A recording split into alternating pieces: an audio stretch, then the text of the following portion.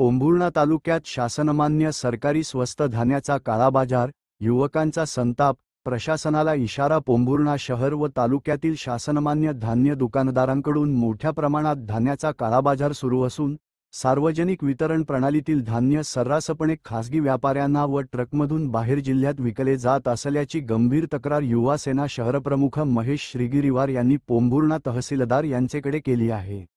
सरकारी स्वस्त धान्य दुकानातून मिळणारे स्वस्त धान्य गरीब व गरजू जनतेच्या घरी न पोहोचता दलाल व व्यापाऱ्यांच्या खिशात जात असल्याने हजारो कुटुंबे स्वस्त धान्यापासून वंचित राहत आहेत.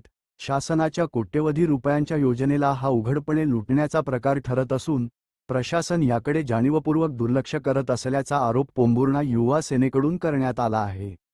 महत्त्वाच्या मागण्या: 1. धान्य घोटाळ्यातील सर्व संबंधित दोषी दुकानदार, लाभार्थी व व्यापाऱ्यांवर तात्काळ कठोर कारवाई करावी. 2. गोडाऊन व दुकानांची चौकशी करून साठवलेले धान्य तात्काळ जप्त करावे.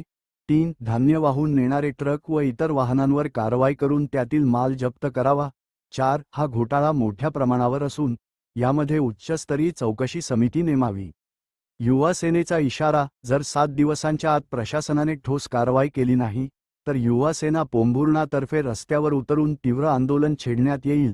याची संपूर्ण जबाबदारी प्रशासनावर राहील. गरीब आणि सामान्य जनतेच्या हक्काचे धान्य लुटणाऱ्या भ्रष्ट यंत्रणेचा आम्ही कडाडून विरोध करू.